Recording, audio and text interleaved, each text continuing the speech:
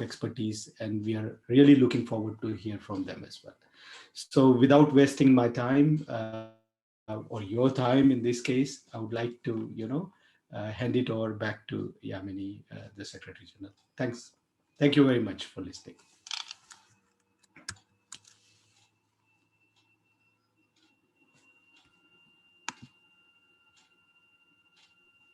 Thank you very much, Dr. Agrawal. Now I would like to invite Mr. Rajiv Mehra from NICCT to please introduce NICCT to us briefly. Thank you. Thank you very much, Yamini. My name is Rajiv Mehra. I'm the Executive Vice President of NICCT, that is Netherlands India Chamber of Commerce and Trade. We are the largest and the oldest bilateral chamber in the business corridor of Netherlands and India. We are primarily facilitating and promoting business relations between the two countries. And we believe that the two economies of both the countries are very mutually complementary. In many ways, there are significant areas and scopes of expansion of doing business and trade between our two countries. Our brand strategy for NICCT is the 3I principle: inform, inspire, and influence. With this webinar, we are hoping that we come to the first step and the stage of informing you all on various aspects of sustainable farming and PPPs, which are really important in this modern world. The public-private partnerships are essential for advancing agriculture to meet the global challenges in the food security area.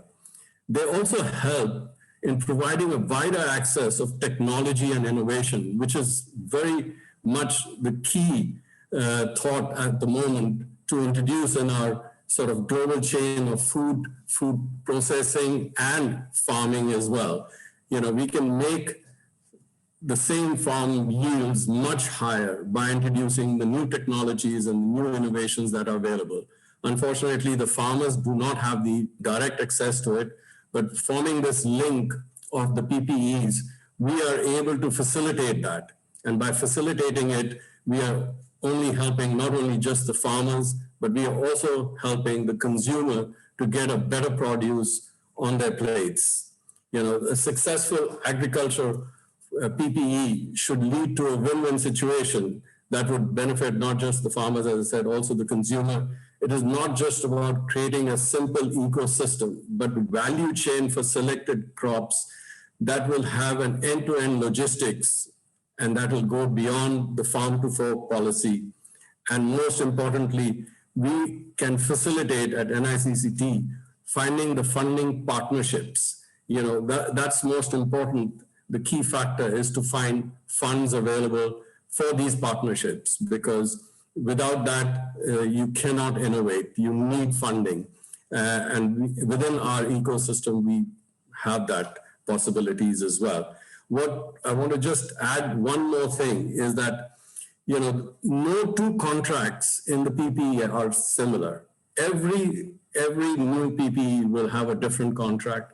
But the main thing is transparency, and that is the biggest debate these days, is that transparency is missing. We at NICCT can facilitate that as well. We've got a huge network of membership, as well as our sponsors, who can look into this and help you attain that. Having said that, well, thank you very much, FCCI, for partnering on this.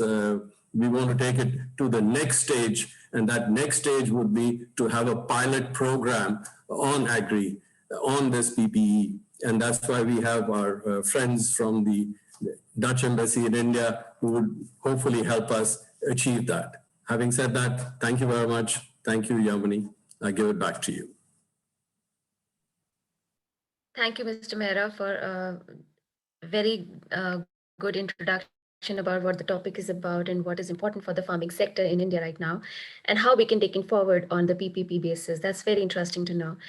Now, moving ahead on the webinar, I would now like to invite Ms. Shatrupa Roy, who is a moderator for the event.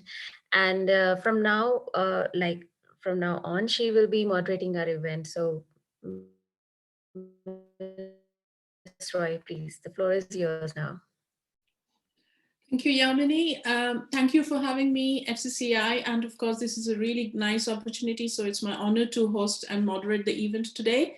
Without further delay, I'm going to introduce our first speaker for this afternoon.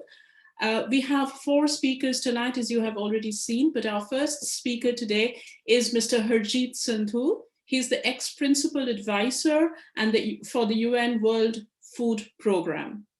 A little bit background of Mr. Sandhu. He is a senior police officer and a certified fraud examiner with over 35 years of professional experience. He has had leadership positions in the field of law enforcement, counterterrorism, war crimes, homicide investigations, including political assassinations, investigation of financial crimes, as well as financing of terrorism and organized crime, including arms trafficking networks, etc. As an IPS, that is, he was in the Indian Police Service officer, he served as a district police chief and was also a commanding officer of an armed battalion engaged with counter-insurgency operations and a superintendent of police in the elite anti-corruption and oversight agency of the country and the Central Bureau of Investigation, CBI. In the CBI, he had investigated and supervised cases of corruption, abuse, and of authority.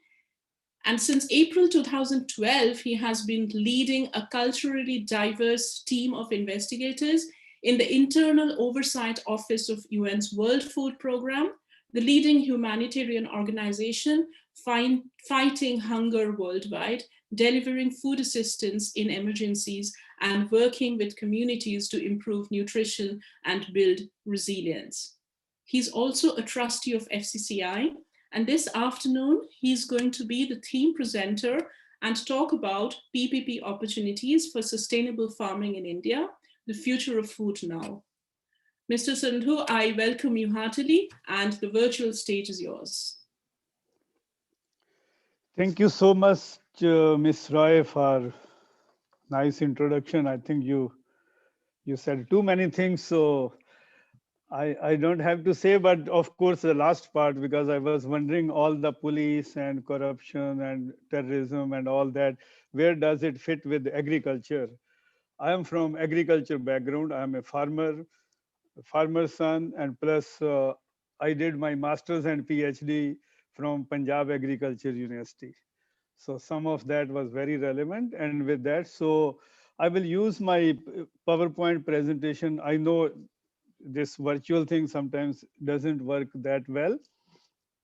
I would have given this presentation, not this one, much broader one in the FCCI seminar, 4th July 2013, but that time I could not do it. So at least after 7 years, 7 months and few days, so I got another opportunity. Thank you so much to FCCI and NICCT to invite me on that.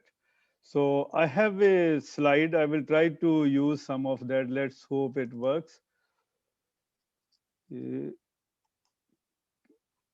I'm sharing it. Can you see?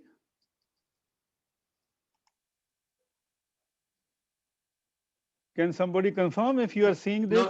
Not yet. We see you, but not the. We are seeing still the screen of our own program. No, that is. Yeah. Now that was my screen. Yeah, the one which you were seeing was my screen. So thank you. So I move on to that. Before we go on the actual PPP, what we can do, just a little bit basic things I would like everyone's attention to be brought to that. When we are talking of India, we are talking of 1.3 billion population. 21% of those are living below $2 a day. 1/4 of the world's undernourished people live in India. High levels of poverty, food insecurity, and malnutrition persist. The number of food insecure people grew from 426 million during 2014-16 to 488 million. So in the last 2 decades, per capita income more than tripled, yet the minimum dietary intake fell. The gap between rich and poor increased during this period of high economic growth. Human Development Index of 2020, we are 131 in India out of 189 and have gone down from 129 to 131. So this is the background, and a very quick rehash of these two persons, those who are somehow directly, indirectly linked with the food situation, agriculture situation in India will recognize these two faces. Norman Borlaug, who is known as the father of green revolution in the whole world, he was credited with saving something like 1 billion people all over the world, and MS Swaminathan, who brought this to India, he said that if agriculture fails, everything else will fail. So that is the point. If agriculture fails, everything else will fail. The green revolution in India between 1947, it started in 60s, 70s, but if you see the farmland yield, it improved by about 30% during that. No other activity has so much impact on India as green revolution had. But at the same time, this is another figure that is a blot on us, that the losses after harvest due to poor infrastructure and unorganized retail has led India to experience some of the highest food losses in the world.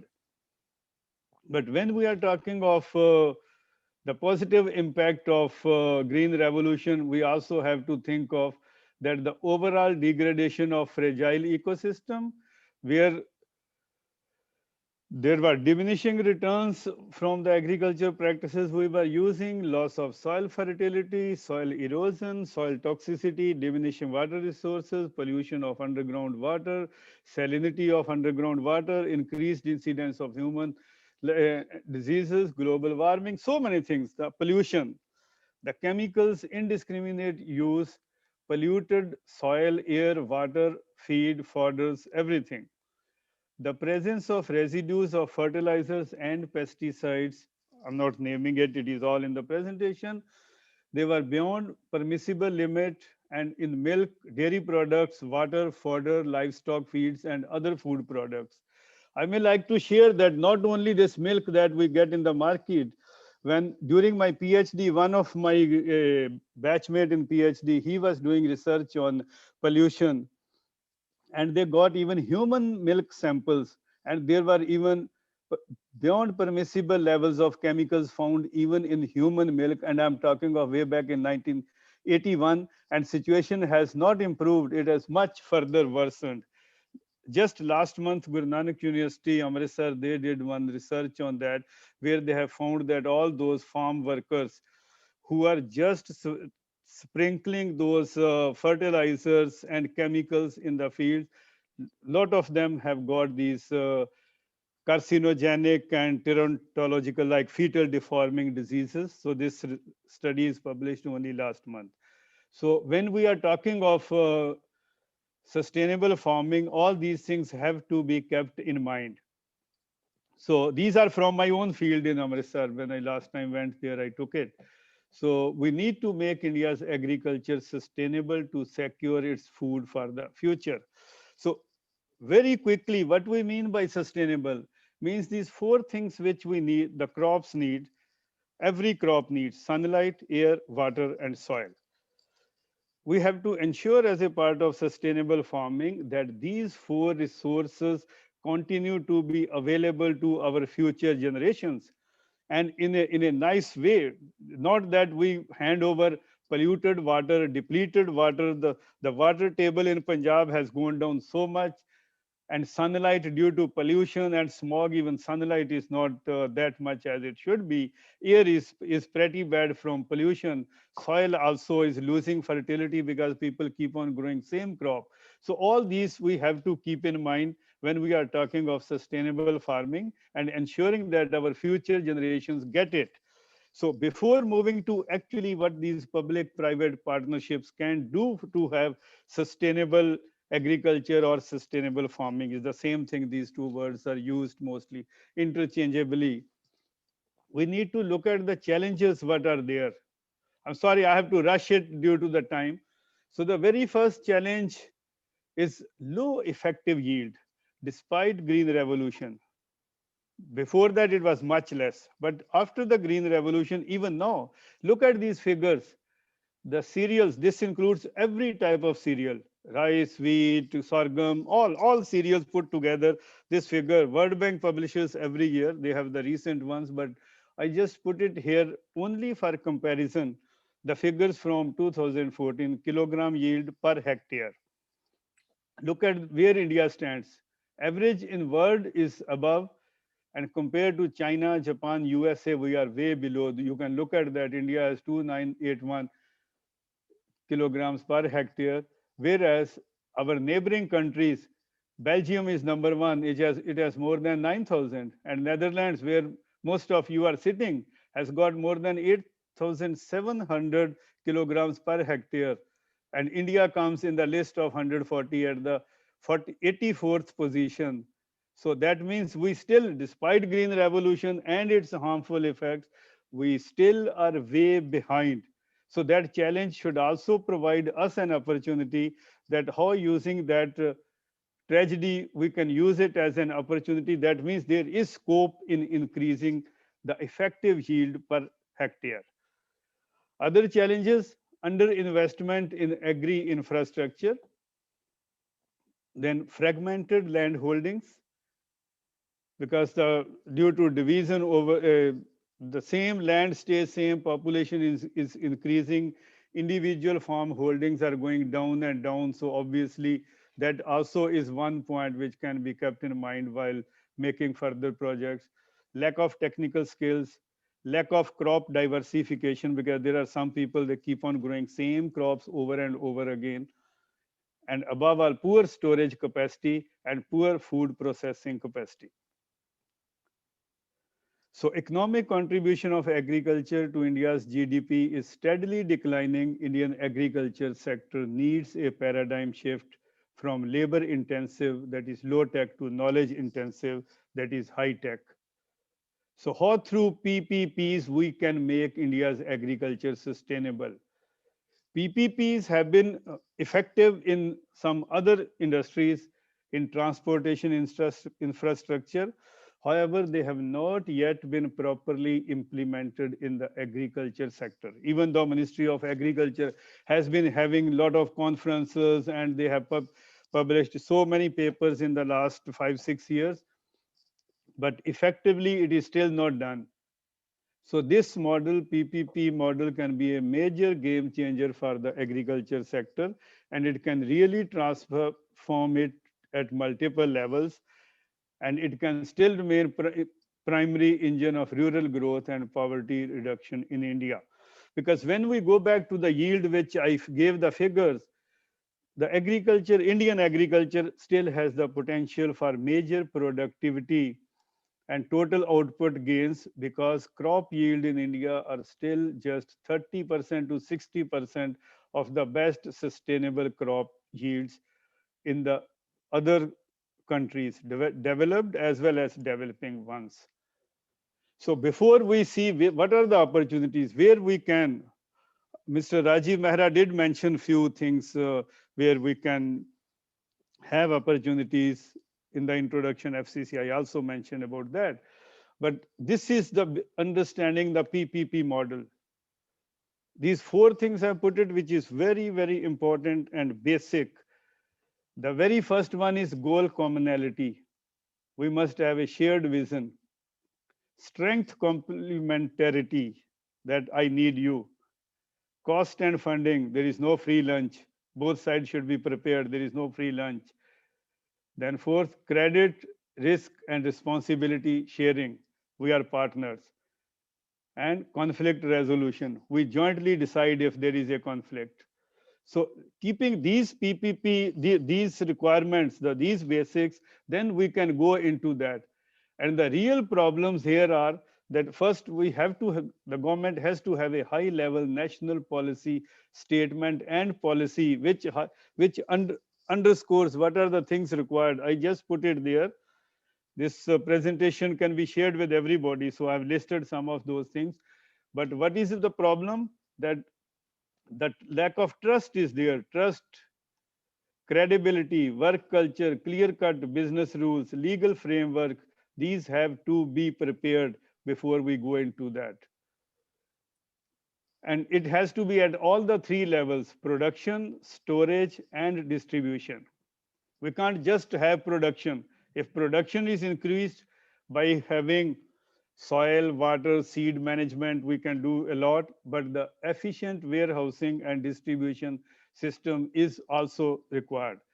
The CIFAT, Central Institute of Post-Harvest and Engineering Technology, they did a study and they say that 67 million tons of food gets wasted every year in India. And this is sufficient for feeding the whole of Bihar for 1 year. So if we can simply bring down, just simply bring down by the food wastage and increasing the efficiency in the distribution, this alone can significantly help improve food security. So these are some of the areas where the PPPs can develop in the seed production, seed enhancement, farm implements, machinery, disease diagnostics, value addition, post-harvest processing, in all these. So both should use each other's strength. Public sector has its strengths and private sector has its strength. Private sector has an edge in factoring clients into design of technologies and diffusion processes. So we have to have, I have another 5 minutes, I finish. So investing in smarter value chains, where the government also has to come up with that private investment has to be encouraged through tax rationalization, duty exemption, increase in public spending, priority sector lending, etc. Then improving access to credit, technology, and markets. Since another speaker is covering this technology, so I'm not going into that, because technology can definitely quickly provide the farmers with that critical knowledge by just click of a computer key or on their cell phones. Biotechnology can also help them, and micro funding further. And the third one, and very important to have sustainable farming, is building resilience to environmental shocks. So agrometeorology, this one is from Punjab Agriculture University, our university. So they are doing a lot and trying to warn the farmers before that. And another sector which we have neglected comparatively is the role of honeybees. If you look at that, I have given here these two papers. I hope everyone refers to those, where you have the honeybee colonies. Government of India, the Ministry of Agriculture said that we need 200 million bee colonies which are required to pollinate 12 major agricultural crops. If honeybee colonies are near the agricultural crops, the yield per hectare increases by 5% to 33,150%. So without this, this is so much low. And Punjab Agriculture University and Agriculture Department, they are doing a lot. I just put a list here. These are some of the yield if it is no honeybees, and when there are nearby honeybees, how much the yield increases. And then training farmers in sustainable farming practices and building these kits, because all these BSF, a German company, is doing a lot in India. So this same can be taken up by some of our private investors who want to do, because they have this BASF has already reached over up to 23,000 farmers and 4,000 spray men. They have gone and distributed these kits. It ensures that the farmers stay safe while producing good quality food. So PPPs, once effectively implemented in agriculture sector, will prove to be an important step in renewing and rejuvenating rural economies and leading them to inclusive and sustainable growth. So I wish to close my presentation with this saying, which is a Japanese farmer who said, the ultimate goal of farming is not the growing of crops, but the cultivation and perfection of human beings. That is the ultimate goal of farming, and that is what we should try to achieve through sustainable farming so that the future generations keep on getting the same and our food insecurity in India is effectively controlled. So, of course, in details, we could go into much longer, but with this, I close and I have finished at 2:30. Thank you very much for the patient hearing. And this can be shared with whosoever you want to share. And Mahatma Gandhi said that for an empty stomach, food is the God. So let us try to be source of providing that food to the poor and hungry. Thank you very much. Okay, thank you. That's all from my side. Thank you.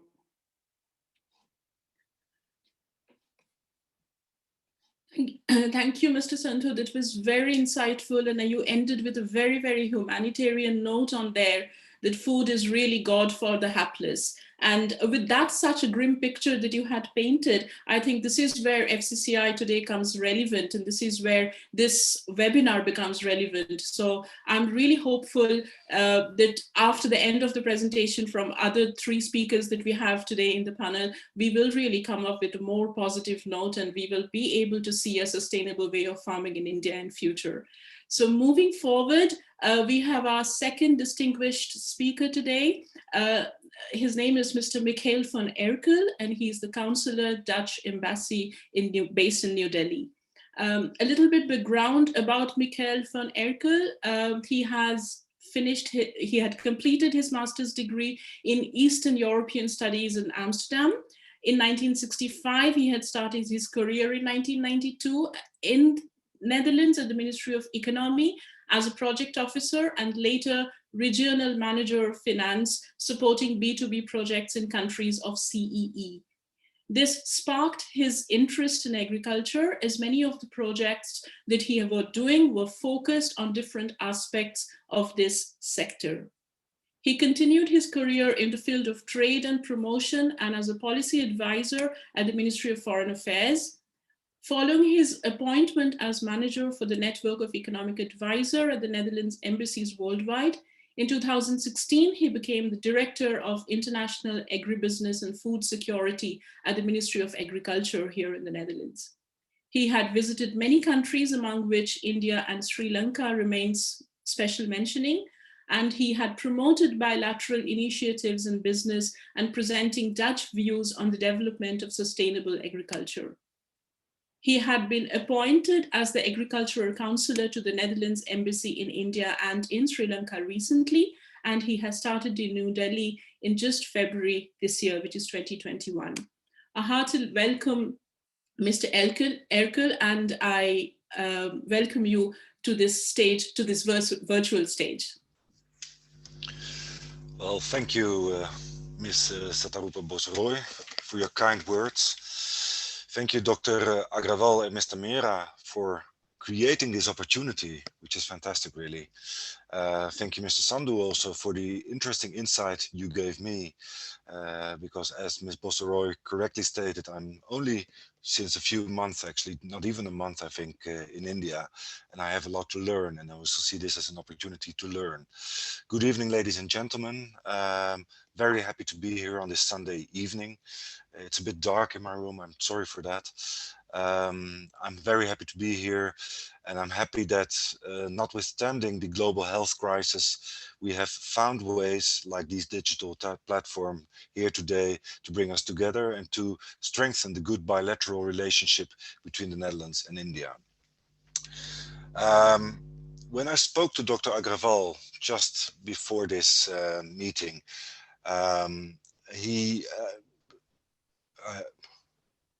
sorry here, I'm just setting my stopwatch, but I know myself, and I might continue for half an hour, and I know I have only 10 to 12 minutes, so I'll make sure for that. We discussed, well, what I would say, and he asked me, we agreed, say, some thoughts on public-private partnerships, both in general and more in specific in our bilateral relationship. I'm very happy to do that. I would actually like to start with the last one, looking at a PPP in the bilateral relationship.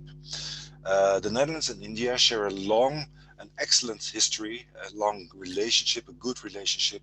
And in the heart of our collaboration on agriculture is the bilateral agreement to share knowledge and technologies. Now, the Indian Ministry of Agriculture and Farmers' Welfare is at the nodal agency for the implementation of this agreement. Now, one of the ways that we have thought of sharing this knowledge and technologies is through, together with the states and the centers of excellence. In these centers, we don't promote high tech, but the right tech. This contributes to India's goal to double farmers' income and agricultural exports, as well as making production more sustainable. I think this is a good example of how and where public-private partnerships can be considered as useful and even necessary. In the cases of the centers of excellence, the importance of extension services to farmers, of offering them information and knowledge, needs no further discussion, I would say. But these services are difficult to commercialize. Is a farmer willing and able to pay for these services? Quite often not. And that is where government, the public sector, will have to step in.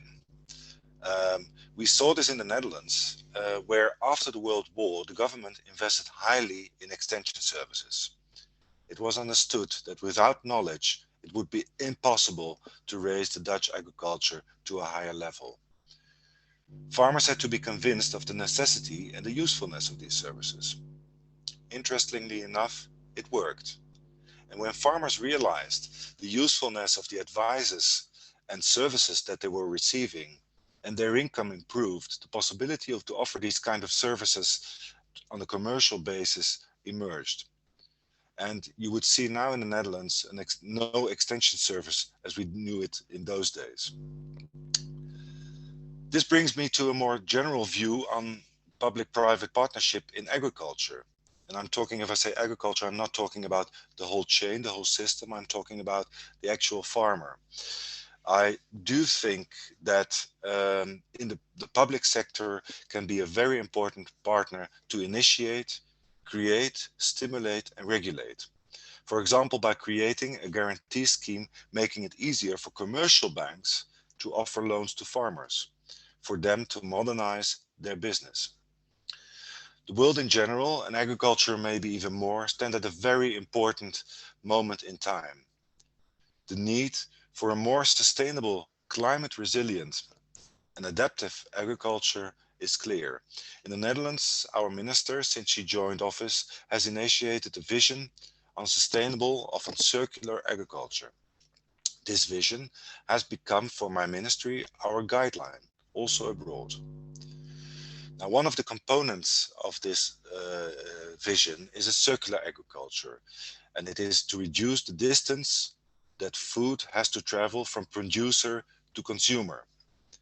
Now, in order to reduce these losses that we see in agriculture, as were mentioned also by the previous speaker. On the other hand, food that is wasted should not be allowed to adversely impact the environment. On the contrary, if possible, waste or residues should be used and returned into the system.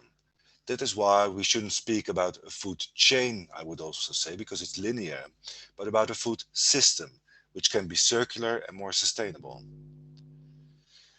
This will mean innovation in agriculture, and that makes the role of the public sector in education, in research, together with the private sector, the more obvious. Another example, I would say, of public-private partnership opportunities. And that is why also in the Netherlands, we consider it extremely important to have a good dialogue in order to be able to learn from each other, to agree on the right interventions, cooperation, and opportunities. Dialogue between government, private sector, and knowledge institutes, what we call in the Netherlands the Golden Triangle. And this can be further enriched by adding NGOs, for example, in the discussion on responsible business conduct. Then the Golden Triangle becomes the Dutch diamond, based on which the success of Dutch agriculture was built. And this is a dialogue that quite often has to be initiated by the public sector. Now, these strong partnerships in science, technology, and innovation are also translated in the trade missions organized by government. This is why last year we organized our first ever agricultural innovation mission to India, in which more than 20 Dutch companies and knowledge institutes participated. Also, just 2 weeks ago, second week of February, we organized a digital trade mission to India, led by our Minister for Foreign Trade and Development Cooperation. And one of the themes was food losses and processing. India is for the world, for the Netherlands in particular maybe, a crucial and esteemed partner in working on the Sustainable Development Goals. India is already an agricultural powerhouse, and it can become the food factory of the world. Yet, and again, this was already mentioned, the examples were given by the previous speaker, there is a scope to improve efficiency, help farmers to earn a better income for their produce. The Netherlands want to be a partner to India to unlock the hidden potential in sectors like horticulture, food processing, and animal husbandry.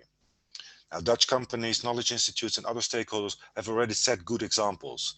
The Dutch company Trouw Nutrition recently opened a manufacturing unit in Telangana for animal feed.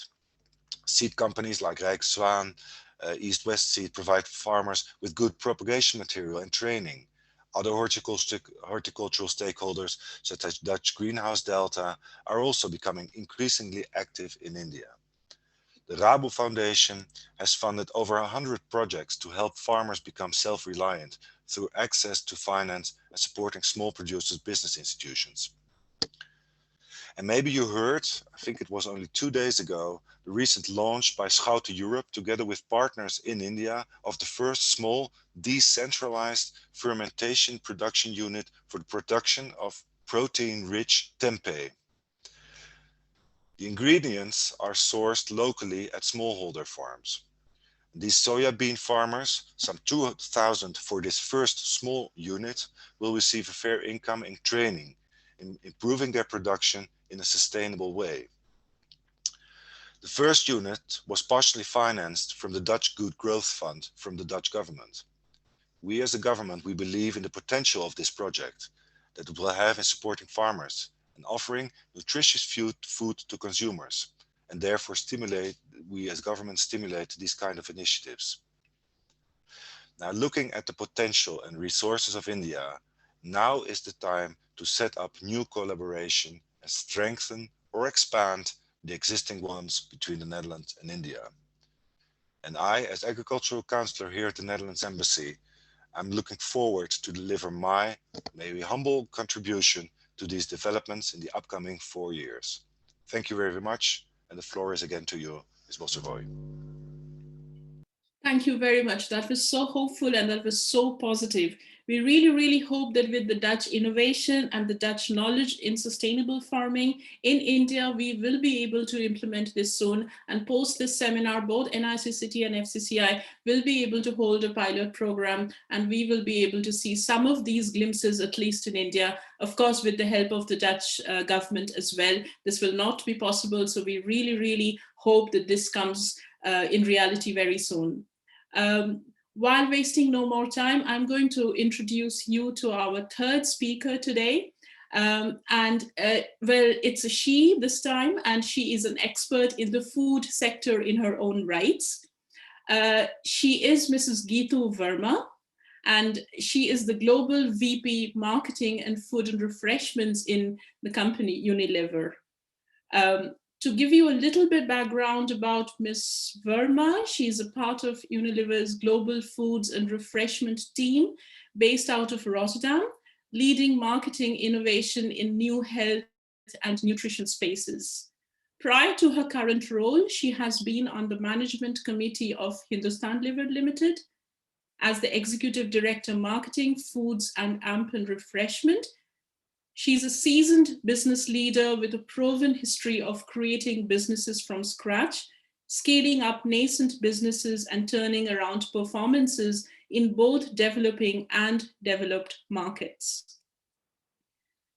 Geetu Verma is deeply passionate about enabling healthier lives through balanced diets and lifestyle. She takes a lot of inspiration from the traditional Indian heritage of Ayurveda, yoga, as well as the global universe of biodiverse, ancient foods and recipes which have their power to bring joy and heal naturally, helping people live healthier lives. She's going to talk today about rising food trends in India and their impact on the ecosystem. A warm welcome to you, Ms. Verma, and the stage is yours, please.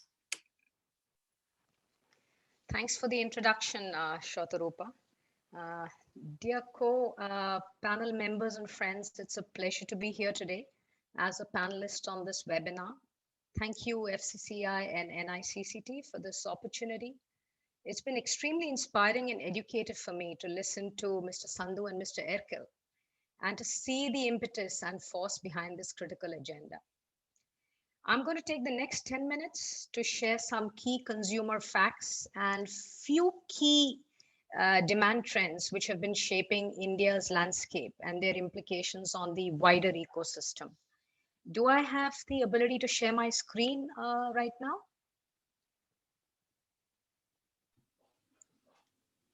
Yes, you may, but are you able to see my screen? Yes.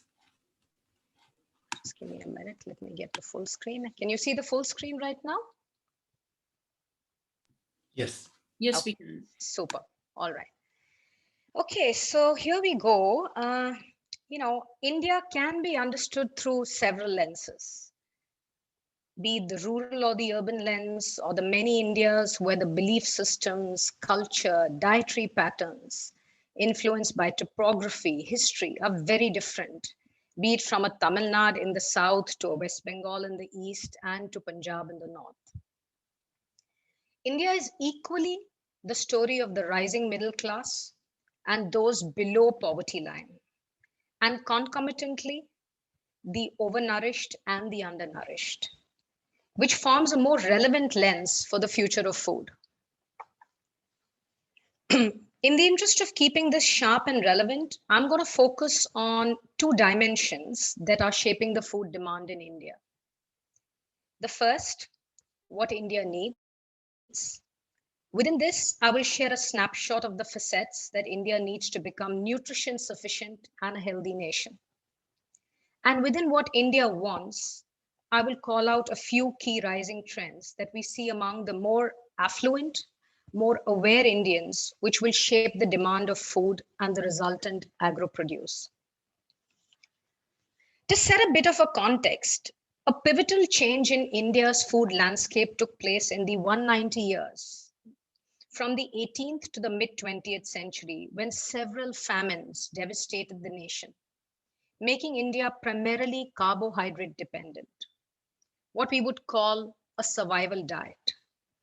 The impact of the Green Revolution in 1960, the National Food Security Bill thereafter, have been key milestones in helping India achieve near stomach fill with inexpensive low-fiber carbohydrates, which is wheat or rice, sourced through the public distribution system. Wheat, which is roti, and rice is what primarily feeds mass India today, as seen on an average Indian plate, where grain takes the center stage, providing much of the macro and micronutrients, in contrast to the Western plate, where protein is at the center of the plate.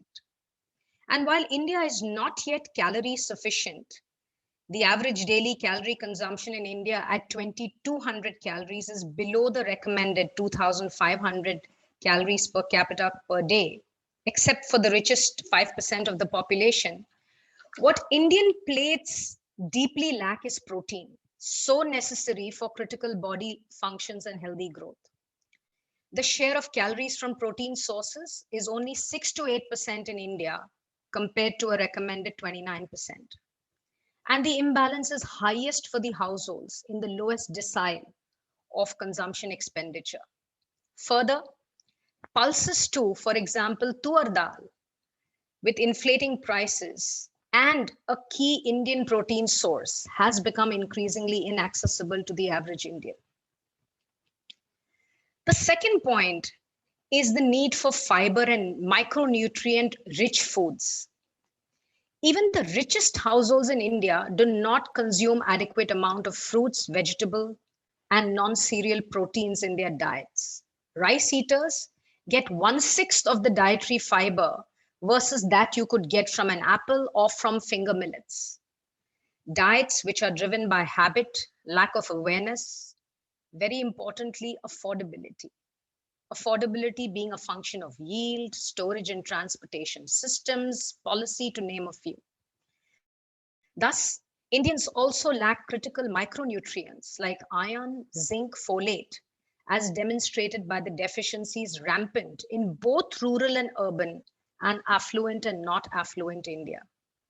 As we know, a high carbohydrate, low fiber diet is also linked to a higher glycemic load, which is in turn linked to diabetes and other lifestyle related issues.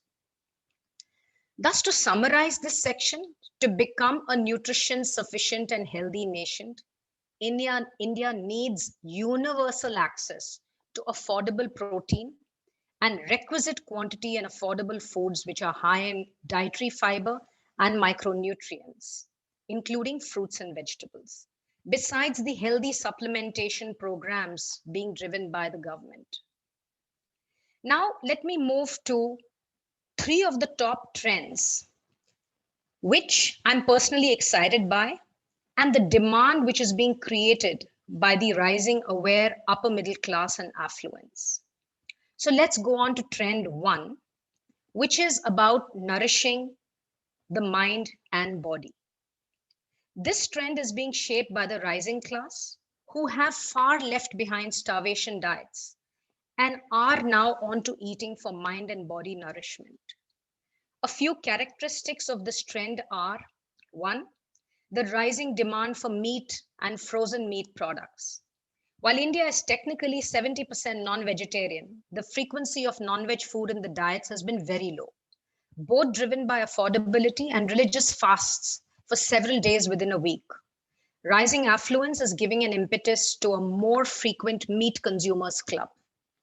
The second, at 3.5 billion euros, the dry fruit industry has nearly doubled in the last 4 years since 2016, given the rising awareness of the health benefits of dry fruits.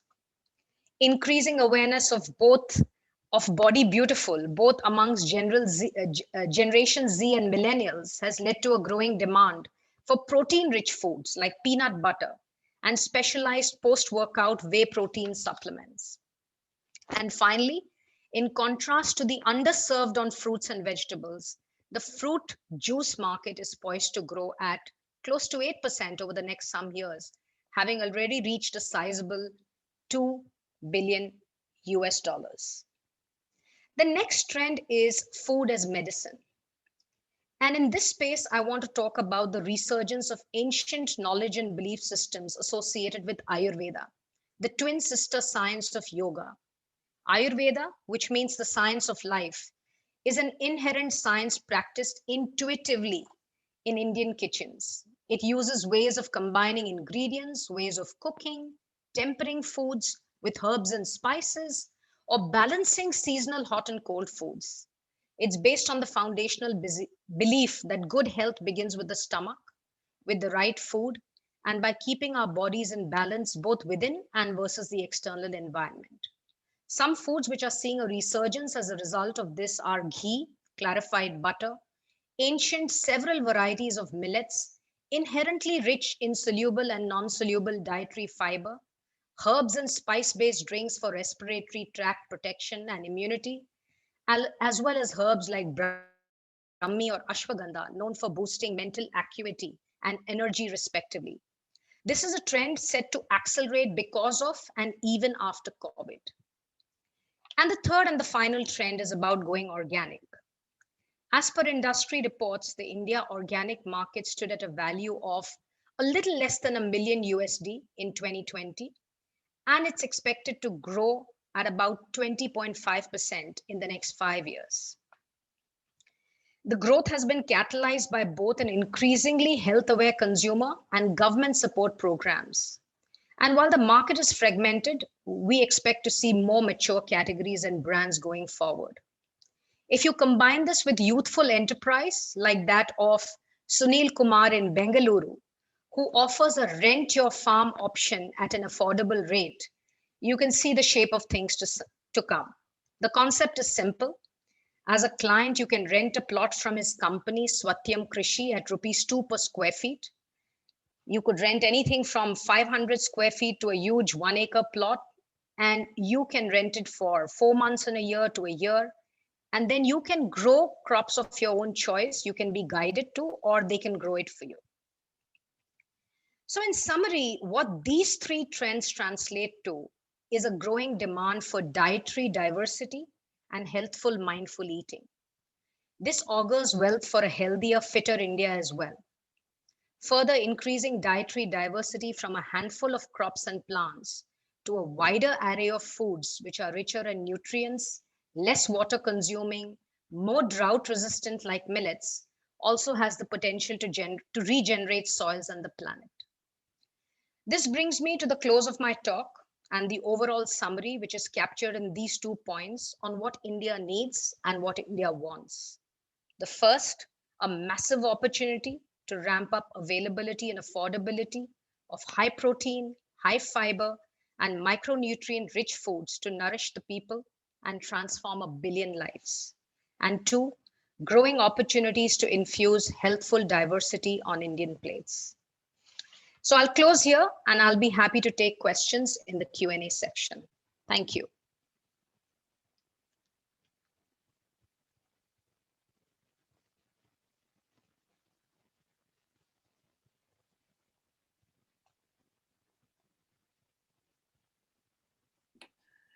Thank you, Geetu Verma. This was really amazing. And it's, of course, definitely very interesting to see the yawning gap between the kind of food Indians take at this point of time, but the yawning gap between the rich and the poor. And you also see the kind of food that is that you sort of narrated in here, that it's sort of a very urban, classy food that you had talked about. And well, most of the people in India do not really have access to such kind of food as yet. So we will really hope that in the future, the Indian population can afford to have this kind of dietary platter in front of them. So that was really encouraging. Our last speaker today for this webinar in this particular section is Mr. Erik Egberts. He's the CEO of Dutch Greenhouse Delta. And to give you a little bit background about Mr. Erik Egberts, he is an experienced director and entrepreneur in the agricultural and horticultural sector, and he has worked for several high-class companies and has been the CEO of Dutch Greenhouse Delta since 1st November 2018. In the first phase of his career, he worked at various international breeding companies in the flower and plant sector, including Ball Seeds from Chicago.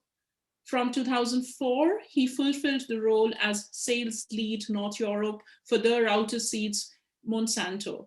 In 2012, he had completed his executive MBA in the field of food and finance at the Nyenrode Business University. His presentation today is titled Breaking New Ground Together, Vital Role of Technology in Agricultural Sector. And with that, I come to the last phase of this section of our webinar today. Mr. Egberts, I welcome you on the floor and the stage is yours, please. Thank you very much, Ms. Bosroy, for this warm introduction. I hope you can hear me loud and clear. Do you hear me? Yes, you do. Okay, yes. Thank you very much. Ladies and gentlemen, welcome. I would like to express my gratitude to the Foundation of Critical Choices for India and the Netherlands Indian Chamber of Commerce and Trade for enabling this connection. And nice to meet Mr. Van Erkel again, our Agriculture Counsellor of the Netherlands Embassy in Delhi. Nice to meet you in person again here. And also nice to meet the other speakers, Mr. Sandhu and Mrs. Geetu Verma. Nice to meet you, and I hope to learn more from you later. Today, we live in a special time a time when we no longer can take planes to India as easily as we normally did. Still, I'm glad that in this way I can be with you and talk with you. My name is Erkel. I'm the CEO of Dutch Greenhouse Delta. Dutch Greenhouse Delta is an international platform with the state-of-the-art partners in the horticulture industry in the Netherlands. Together with our state-of-the-art partners, we are positioned to promote the Dutch horticulture industry abroad, bringing technology and knowledge together to feed the world. Dutch Greenhouse Delta represents the entire horticulture chain, from seed, cultivation, greenhouse construction technology, and of course logistics. We can provide knowledge and sustainable solutions for growing and a healthy crop for food production worldwide. The Dutch technology and knowledge of horticulture is world famous and unique, achieved by a small dense population as we are in the Netherlands. The Netherlands are world famous in horticulture growing by square meter. I will explain you later why this is. And this is thanks to our unique ecosystem of growers, suppliers, greenhouse builders, seed breeders, research institutes, universities, and many others, many of which are family owned and world famous. Before I go into more details today, I would like to say we are a small country and sometimes very outspoken and straightforward. We say typical Dutch, to be black and white. But it's not always works like that. And it doesn't help us always to be so outspoken. But members and friends of the Foundation of Critical Choice for India and the Netherlands, India Chamber of Commerce and Trade, please allow me to be a little bit Dutch today. And please help me tomorrow to become more Indian. I will start my presentation now. And please, can you confirm if you can see it? I see some. The title of the presentation is, of course, Feeding Our Mega Cities. Because these were the mega trends that we are confronted with when I started in 2018, my position as CEO of Dutch Greenhouse Delta, a population growth. And of course, most people are moving to cities. And of course, I found all the SDGs about climate and fresh water. But when I look around today, this is overclouded, those themes, overclouded by an economic crisis. The gap between poor and rich becomes even bigger due to COVID. And also the climate crisis is more visible than ever before. The water and temperature levels are rising. And this gives floodings or water shortages. And when I was in India in 2019, I heard a lot about your struggles and your shortage of water. The world economy is suffering from this climate change. But also, we are living in a health crisis. And that's not only because of COVID-19, but many more health problems due to our lifestyle and the food we eat and the problems that we are facing. Diseases like obesity and heart diseases. This is due to many aspects we all know, like population growth and the food that we eat. And I want to point out a little bit more on that in the specific to the relation in India. When I travel around the globe and visited countries like China or the Gulf, and India as well, this is what is demanding most. Most people want fresh, healthy, safe, and varied food. And an upcoming trend is that the food must be produced local, against affordable prices.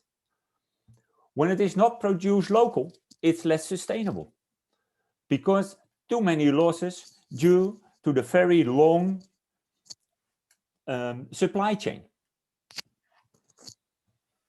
I'm not an expert in the field of the health situation in India, but I figured out some of slides that I want to present you, because I see big similarities with the Netherlands that I want to point out later in my presentation. People's health and food safety are high on the agenda in India, I have heard. India economic development has an impact on nature, health, and food security. India's population will grow to 1.6 billion people in the next 10 or 15 years, as you can see in the first slide on the left. India aims to produce twice as much food in 15 or 20 years for national consumption, but also for export to promising countries like Africa, Asia, and the Middle East. India will need to provide its growing population with fresh food while enhancing its own economy by exporting more food to countries around. And what you see here on the right side is that within in 2000 and 2000, your population setup is completely different. More people are on a higher age. You can compare them as we are now in the Netherlands. And where does this brings us to? These are also the figures from India, meaning that a lot of struggles are related to food. I'm not an expert, as said, on health issues, but when I saw this, I see directly that the number of diabetes, what is related to food, is rising from 2009 to 2019. And also the heart diseases, which are most related to food, is on a critical stage. This brings me a bit of worry, because it's all related to food. And of course, related to the nutrients, as my previous speaker said. And when you bring this together, I saw this picture coming up, the number of people, but also on the right side, you see that the cost of insurance will triple by 4 times. Meaning that when you are growing to 100 billion, to 1 billion people, your expense on healthcare is going to 200 billion US dollar in 2050, which is a huge amount of money. And it's comparable with the Netherlands, where we already have such a high expenditure on healthcare. It points out that, for me, it points out that when we start today with working on safe, healthy, and fresh food, we probably can lower those numbers in 2050. So it's worthwhile to start working on fresh food. And how did the Netherlands become so famous on food? I will give you a little insight. A tiny country that feeds the world. We are very small, but we are the second food exporter of the world. How is that possible? I give you a glimpse on that. This is a very personal picture. This is my grandfather, with on his knees my father. This picture is made, I assume, around 1950. My grandfather was also active in the horticulture industry. He grows vegetables himself to feed the 8 kids that are on these pictures. He was a farmer, and my father was that later as well, working in this horticulture industry. How did it started? How did we become so big in food production? It was because of the special location. Many production areas that I have visited over the globe are located in a delta, as well as the Netherlands, and the production location in the Netherlands is in a delta. The climate in those locations is optimal. An optimal climate for growing, but also an optimal climate of people who are living there together.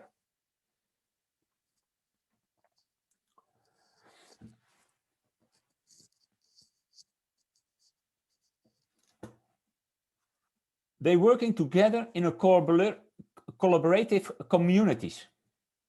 Communities that setting up together cooperatives. And I want to go a little bit deeper in those cooperatives.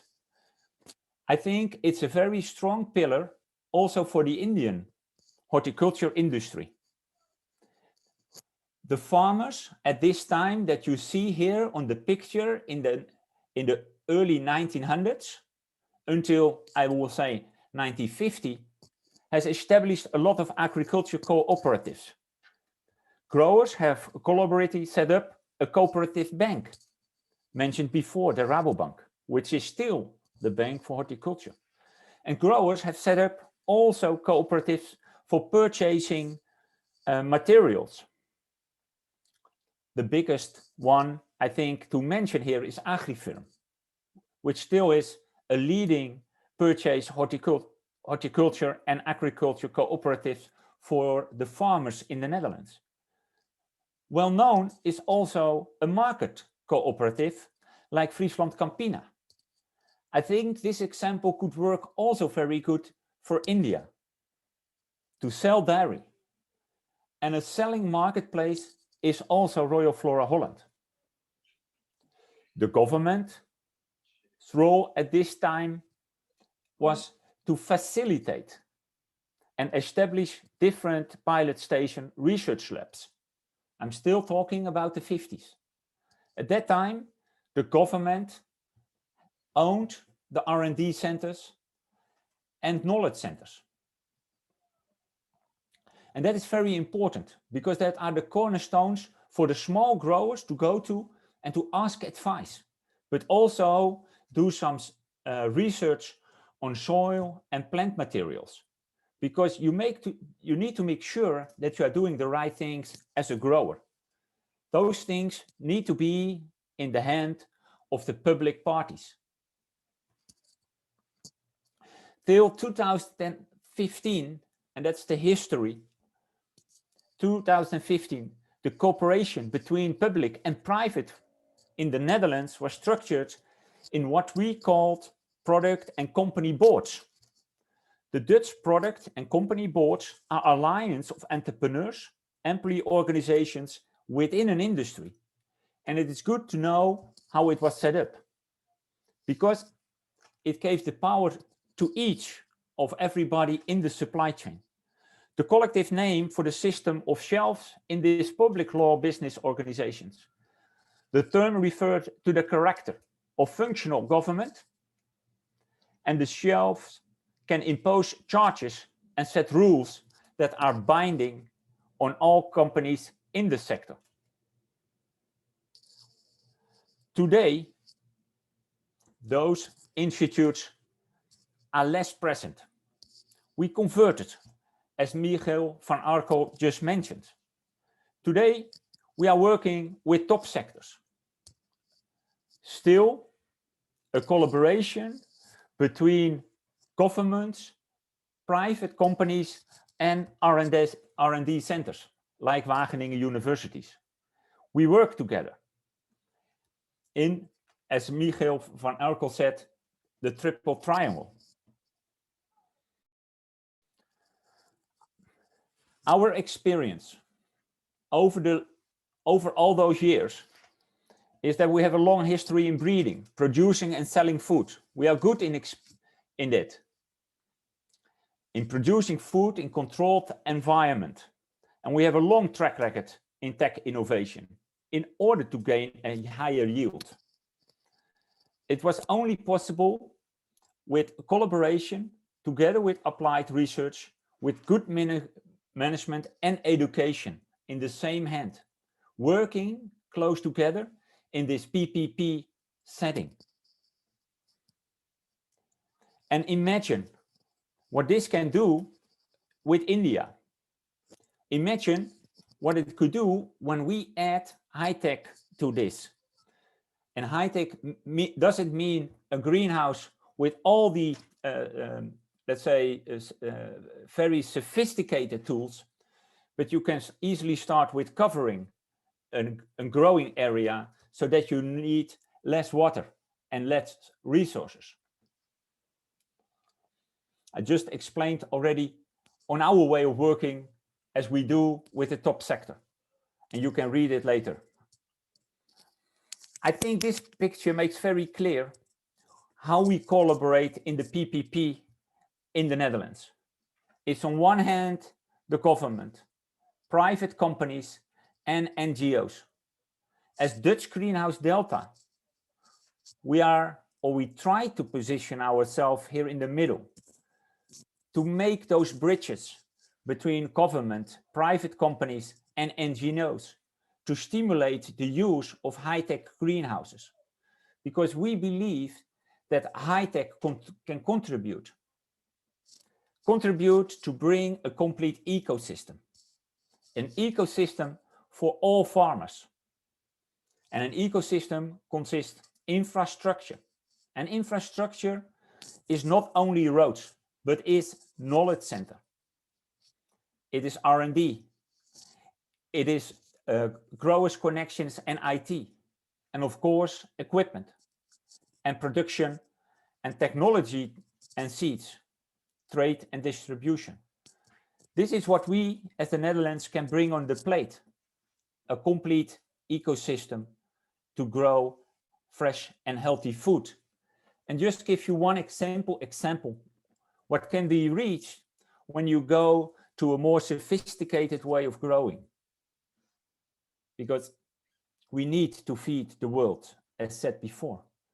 An open field tomato produces roughly 150,000 kilos of tomatoes and is using 28,000 cubes of water. When you go to a plastic greenhouse, already you see that the yield is almost double and the use of water is half. And when you bring it to a greenhouse, you see that the yield is tripled and the use of water is reduced enormously. These are the ways that we have to go forward to bring horticulture technology into India. But it always comes on the challenge how to do it then. Because we want to feed those mega cities. And I go a little step further. On the how is that we see a place that we can help the smallholder farmers to set up greenhouses and to teach them how to grow those vegetables.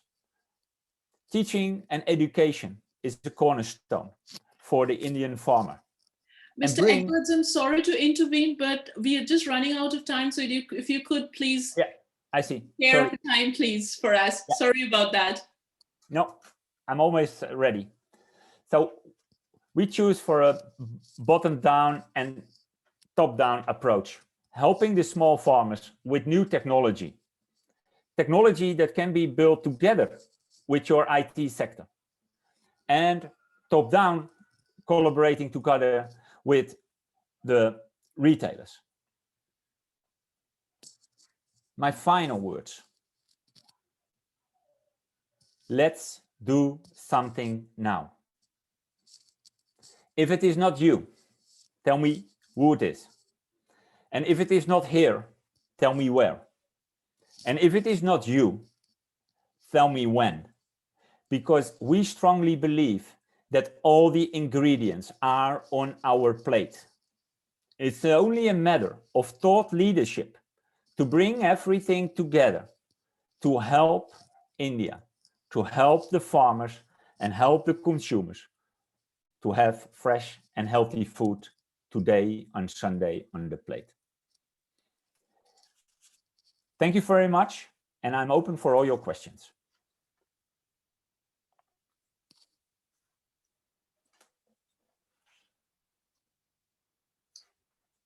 Thank you, Mr. Egberts, and again, really apologize for interrupting in between your talk, but we are really tight on schedule, and I'm really afraid that we have to quickly run through the Q&A as well, because I can already see quite a lot of questions coming in. So before I actually go into the Q&A, I would very gladly welcome Mr. Jasbir Singh, Jasbir Ji, our very own Jasbir Ji, the president of FCCI, to be a part of this Q&A session and say a few words for us, please. Mr. Jasbir Ji. Well, thank you, Satarupa Ji. Doing an excellent job. So first compliment for that. And accept a small note to the last speaker. Also, it's going absolutely fantastic. This is the tradition of FCCI. You see that very often we see that people, even in this very punctual country, they call it intellectual quartier. The first 15 minutes are kind of extra time given to people to join. We don't do it. This FCCI same applies to the NICCT. That we want to set an example that India has kind of image that we don't care too much about the punctuality of time, and this is what we are exactly trying to show that it works otherwise. It's not my business to intervene in your work. You are doing excellent job, so I leave it up to you to moderate it further. I think that maybe it may be fine just in a few words to repeat what Secretary General in the beginning said that about the question answer session and how you will proceed further with that. At the end, I will try to request my colleague from NICCT, chairperson of NICCT, and President Emeritus of FCCI to say a few words, but that will be at the end of the QA session. But first, please go through. It was absolutely such wonderful questions also. There's not only the people who are giving presentations, the people who are putting questions. For example, just one from our former Dutch ambassador to India, Erik Niehe, came with that about I think some cooperatives in the dairy business, and so I think there are so much interesting questions. But before I proceed further, just one point I wanted to share with all of you. As I was mentioning, former Dutch ambassador to India, our own Indian ambassador, he is right now in India, and he has sent his best wishes for the success of this event. He couldn't join due to other commitments, but after he is coming back on the 5th of March, and he would like to add something from his side also. We will see that. And of course, that before we finalize this report, we will try to incorporate all the input from all those people who are putting questions, sending in their comments, and in addition to these valuable presentations by the 4 speakers, but also our colleagues from both organizations, vice presidents from FCCI and NICCT. And just one thing I want to add, if any friend would like to have put a question about the organization itself, FCCI or NICCT, you are free also to do that in the chat box. So we'll see whether these 2 friends, both vice presidents, can answer that question. With that, I hand over the virtual floor again to you, Satarupa. Proceed further with the Q&A. Thank you. Thank you, Jasbir Ji. It's always nice listening to you. But without further delay, I'm going to get straight into the question answer session. And as Jasbir Ji had already said, that we have the first question coming from our former ambassador to India, Mr. Erik Niehe. And the question, I think it's open to all the 4 speakers. Any one of you could please pick it up and speak on it. The question, and I repeat in here, is what about farmers' cooperatives, which even can be owners of the dairy factory? So what about farmers' cooperatives, which even can be owners of the dairy factory? Who would be interested to take this up, please. Yeah, may I say something about it? Yeah, please, please. Okay, thank you very much. Indeed, a very good question. Within the Netherlands, we are used that dairy factories could be owned by the farmers. We see it in many cases that the farmers own not only a factory, but also the marketplace, like Royal Flora Holland. They are the owners. So it's a very good idea, and there is a lot of knowledge available in the Netherlands to help Indian farmers to set up the cooperatives and learn how to run it, because there are different mechanisms going on in a cooperative, and there is a lot of education material available if needed. So let us know. We can help them out by sharing experience and scientific knowledge. Mm-hmm. That's perfect. I will straight away go to the next question. It's from one of our trustees, and she's also the Secretary General of FCCI, Dr. Yamini, and she says, I wonder if hydroponics and vertical farming are concepts or techniques that are good only at micro level, or is there a large scale potential for these too? And I could request any one of the speakers to take this up, please.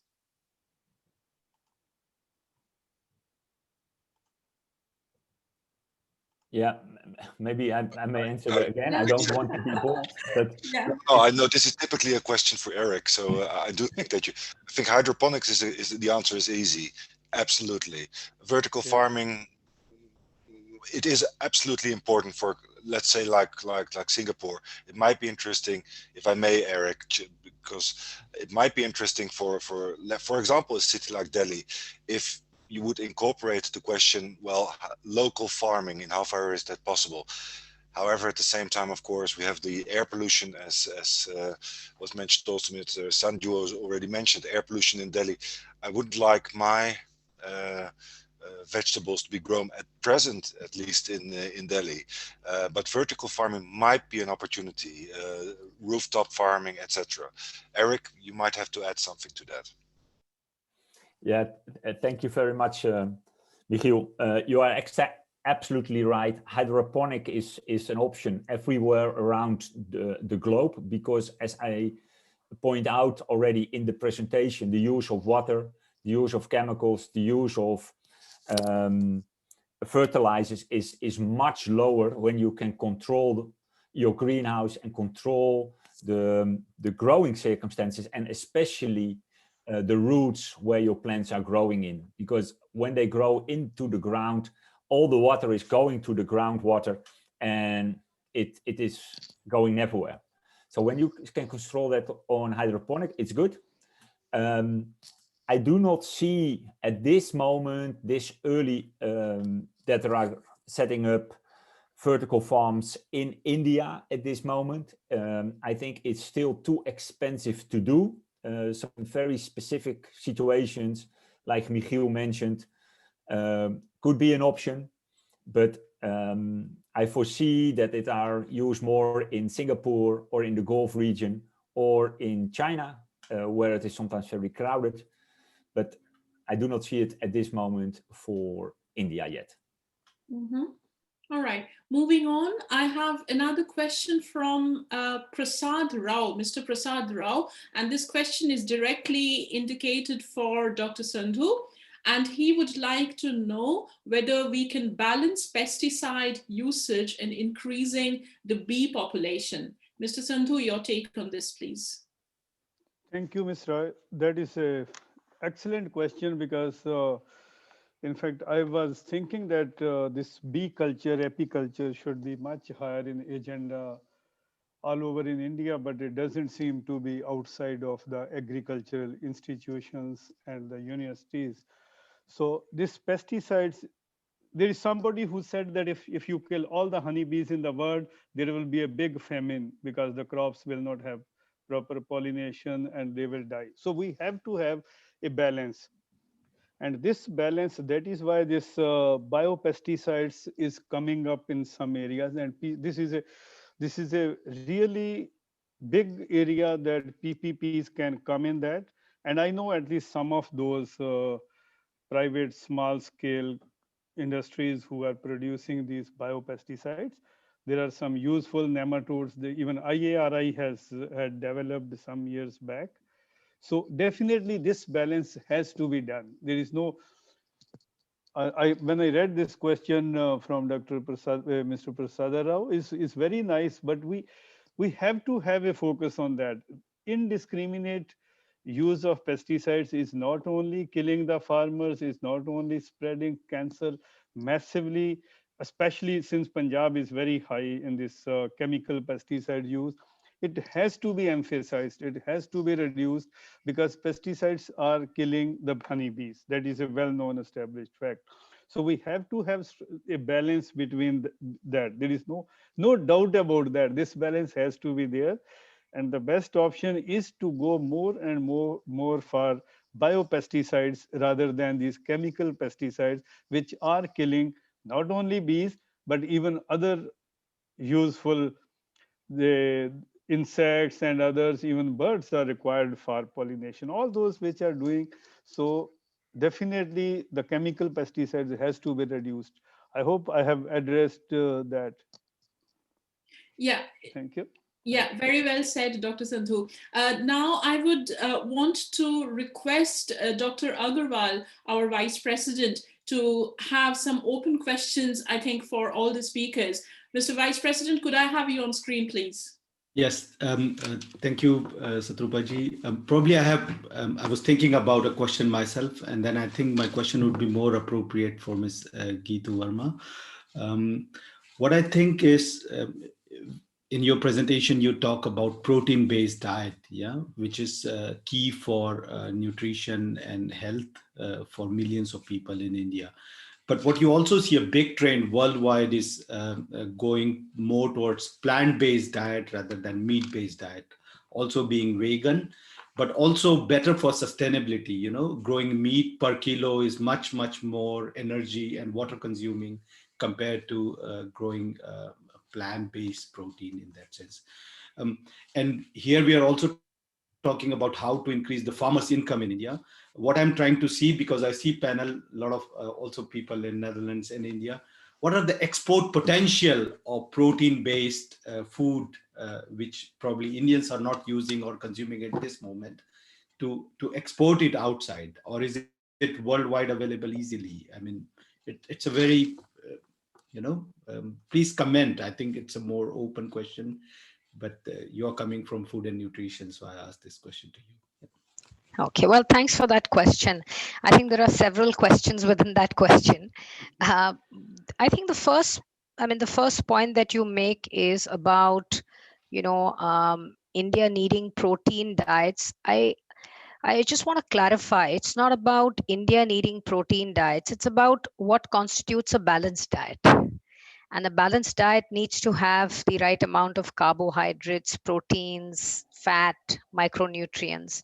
And today the Indian diet is imbalanced for various reasons, some of which I explained. And therefore, the first important aspect is to bring that balance back and to ensure that Indians have access to protein. Whether that is plant-based protein or it is animal-based protein is secondary. The first primary point, or the first primary challenge, is how do you make protein sources more affordable and accessible to the average Indian? So that's the first sort of point. The second one you spoke about, yes, there are big vegan trends, and there are clear, evidence-based data now in terms of how moving to vegetarian or vegan diets, it helps the environment. It also has health outcomes, etc. At the same time, there are different populace in different stages of their evolution on, where they are on what kind of protein they consume. Indians are by and large a more lentil-based culture. Here in the Netherlands, it's, there is meat which is consumed. So based, I think, on where the starting point is, the movement needs to happen from, where you are to where you need to be, though the outcome needs to be how do you make the plate balanced, right? So that's the outcome that we are looking for. The third point on the export potential, from India, I cannot comment on that, excepting that I do see a lot of plant-based protein sources which we grew up eating in India are now available far more widely across the world. I think one of the important points of balance is that while ingredients start moving with free borders and with the free economy, it's important that ingredients also don't get colonized, because when you pick up an ingredient and it becomes really big in the rest of the world, and it becomes unavailable to the local populace who actually need it for their nutrition, then you're creating an imbalance. So some of the crops, in fact, that I spoke about, millets, which are a great source of dietary fiber. I see some surgeons of millets in this part of the world as well. And these are drought resistant crops. They have great potential to diversify our plates. So, and those can actually start being planted more locally, where the soils and the climate conditions are conducive. So I don't know whether that fully answers your question. No, I think you touched on all the aspects. Thank you. Thank you very much. Yeah. Mrs. Geetu Verma, well, I really have you on here as well. I have a question for you that has come from Mr. P. Iyer. And the question that I see in front of me is, how do you see role of companies like Unilever in the context of PPP? So would you be, would you please answer to these questions? Sure. Yes, companies like us can play a very active role in PPPs.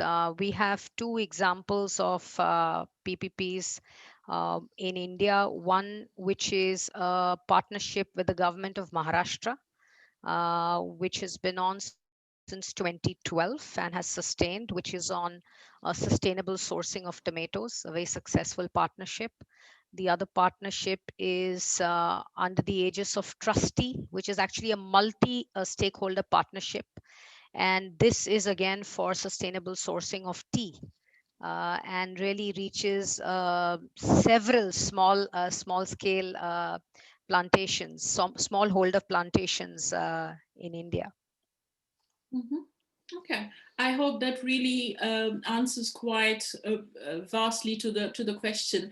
I have another question that I see here from Mr. Kiran Badoni, and he has a question to all the speakers, and it's an open question again. And he asks how much part of food wastage we can use for composting. Who would be? Mr. Sandhu, yes, go ahead, please. I start with the other half of that question, which was asked by Gagan Hundal right in the beginning, and another person that on the food wastage. So half of that I will cover, and then since Dutch are experts in using that wasted food into compost, so we can go into that. One of either Mr. Erkel or Egberts, I don't know if I pronounce correctly, they can take it. But the first part, food wastage, definitely we can do it, because the first part, a lot of that is wasted because the food processing is not there. See, that we start right from when you pick up from the field.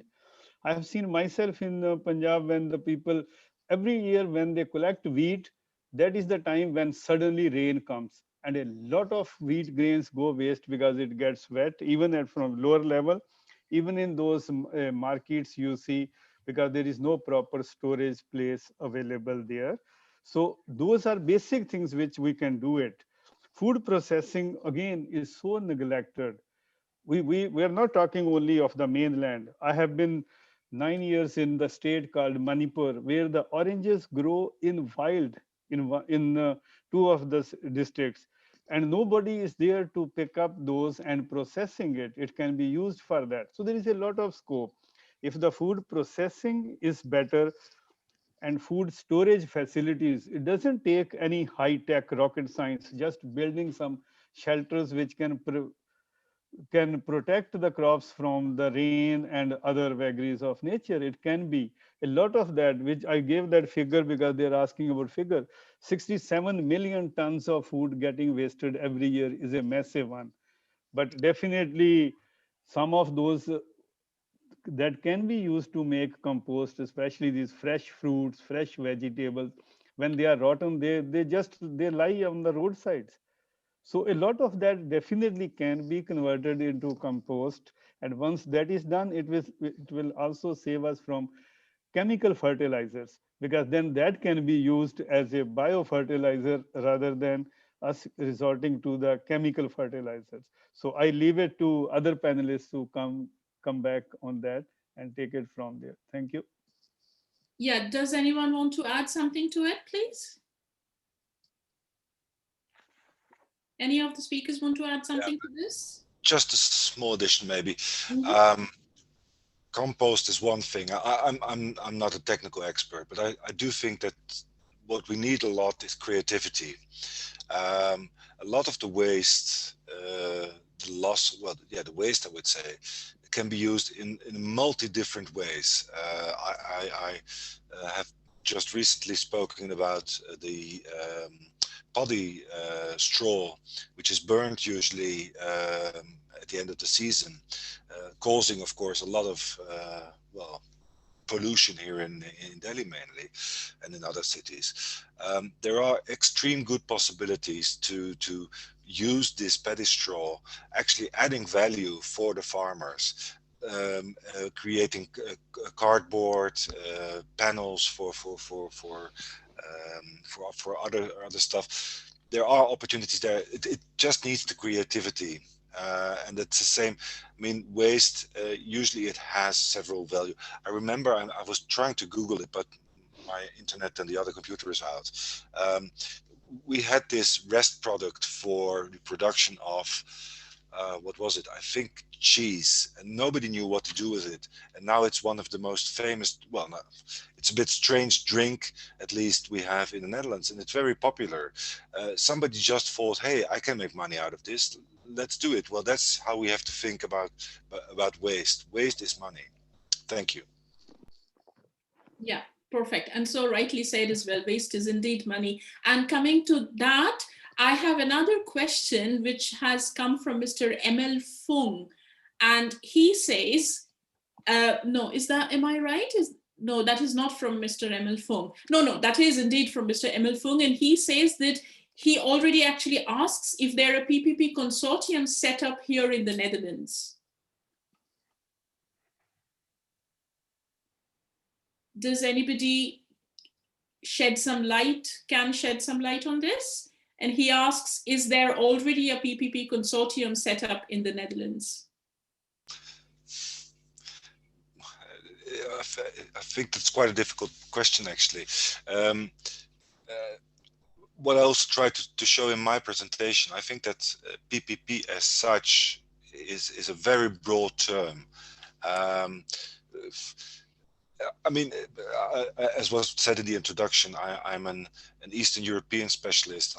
I learned a lot about the former Soviet Union. I would say if you would consider the kolkhoz and the sovkhoz system in the Soviet Union as a PPP experiment, I would say it really failed extremely. So that's not the sort of things we are looking for.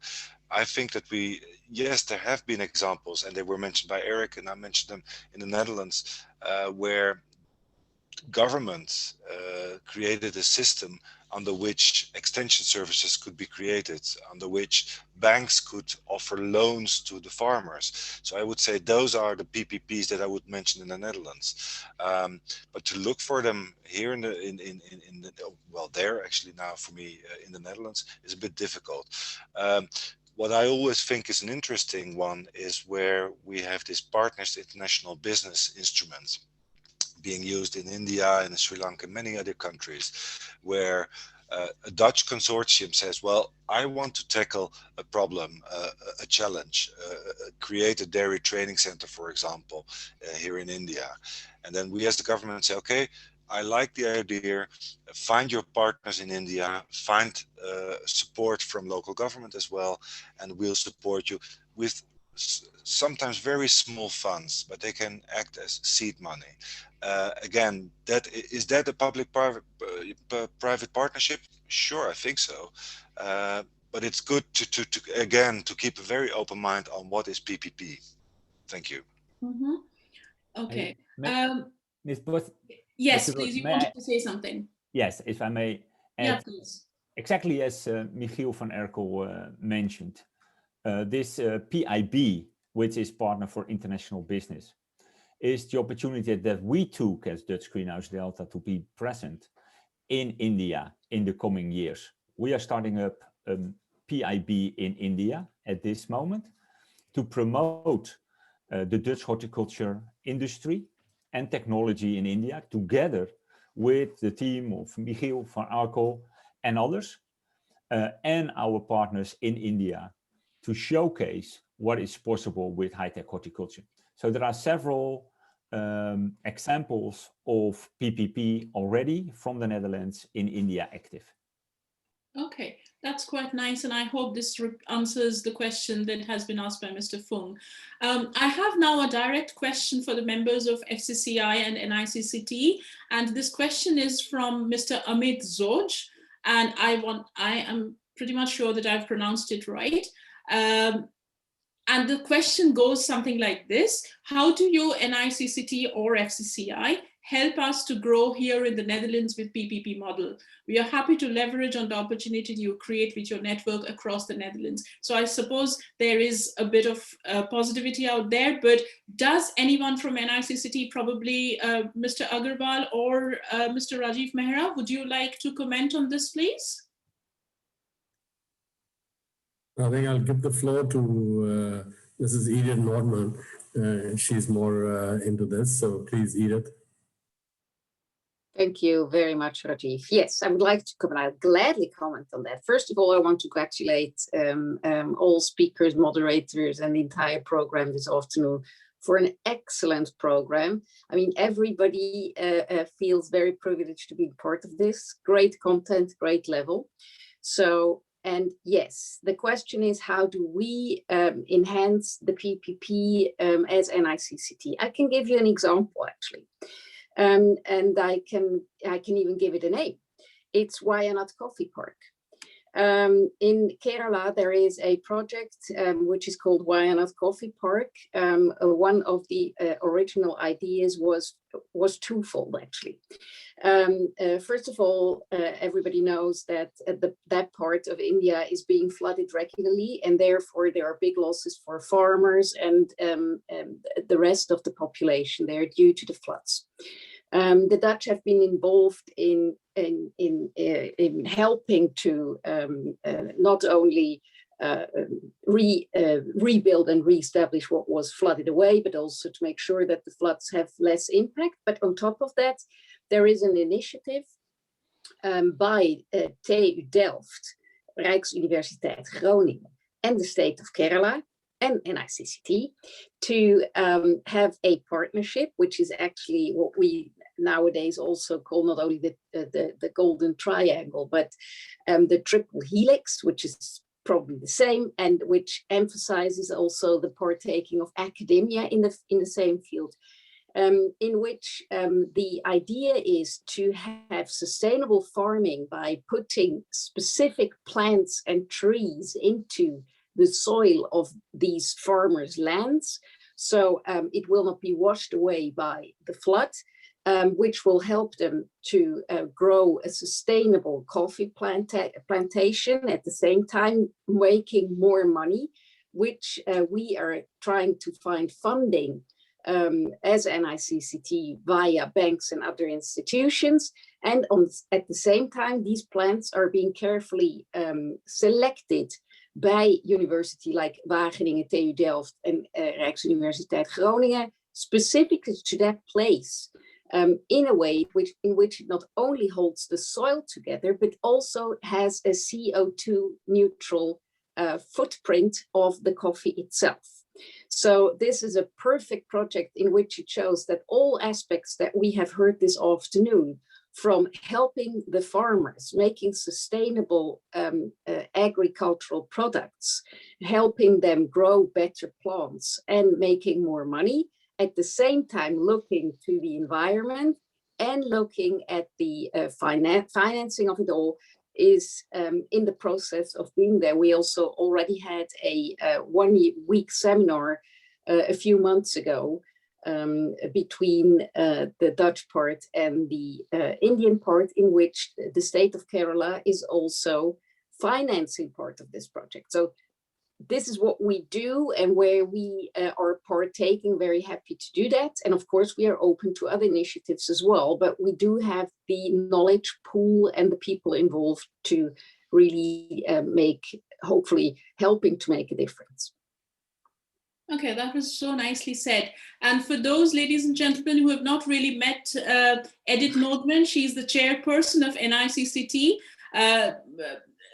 Ms. Nordman, I think Jasbirji will sort of welcome you officially after the end of the Q&A session, and you will really have an opportunity to speak a few words as well.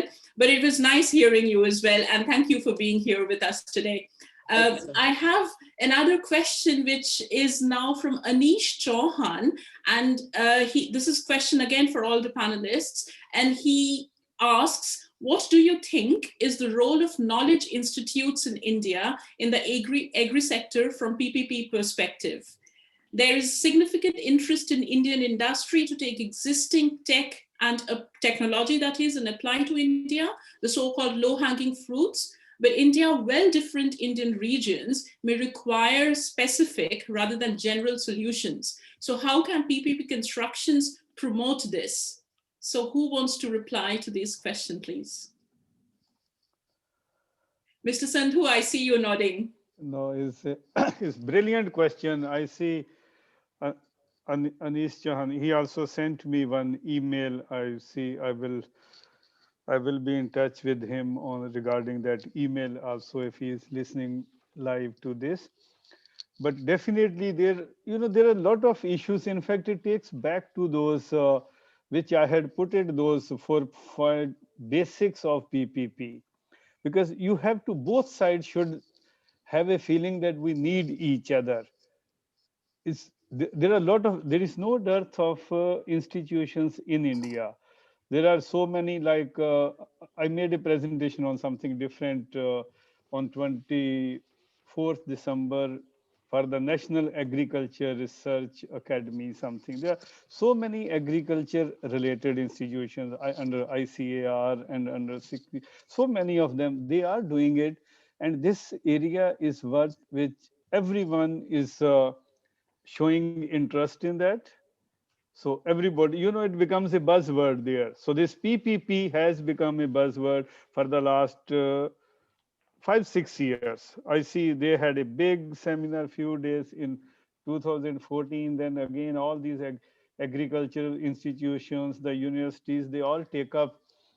But I think, and then again, it links to different regions in India. They have different requirements. So it does provide a lot of opportunity to those who want to venture into that. But at the same time, it should not be one side gives all. I come from a bureaucracy of India. Now I'm, of course, retired. I've seen it a lot. Because if you are only expecting one-way traffic, that, okay, these private companies come and they give it to us, that is not going to happen. So both sides need to feel that, yes, we need each other. We need the other one. The World Bank, if someone is interested in looking at, World Bank has a division on public-private partnerships, and then they see how many players are in that, and World Bank finances a lot of those. UNIDO is also doing this, UNIDO Vienna in that.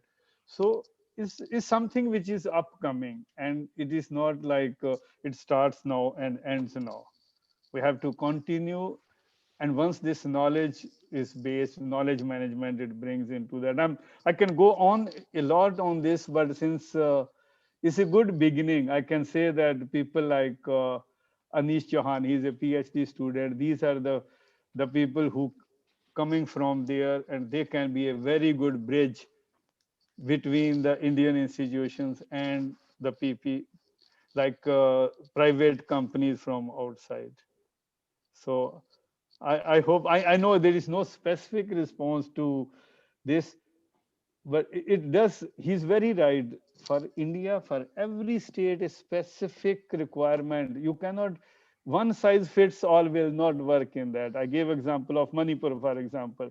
There it is totally different type of agriculture. So you can't put something which is applicable in Maharashtra or Punjab. You give them that formula. No, it does not work. It has to be region specific, area specific, depending on what they need in that. Thank you. Yeah, that's so true. And that is where the diversity, the flip side of diversity lies as well. Yeah. Yeah. Well, we are just 5 minutes to 4 now.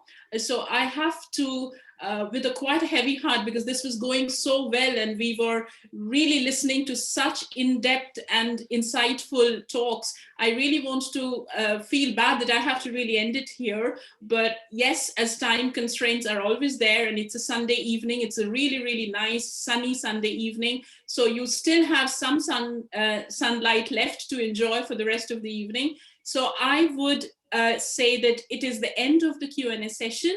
I would dearly welcome Mr. Jasbir Singh once again to say a few words and round it up for all of us today. And from me, I wish you a very, very good evening and wish that this webinar takes you somewhere. And this is just the stepping stone of what we want to intend in future with regard to sustainable farming in India.